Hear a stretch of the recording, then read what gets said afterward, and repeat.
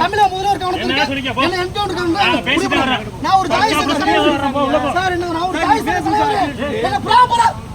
எந்த ஆயிரம் இல்லாம கடனாடி வச்சு அரசு பண்றாங்க. ஒரு சமூகத்தை நீங்க புறக்கணிக்கிறீங்க சார். இது தப்பு சார்.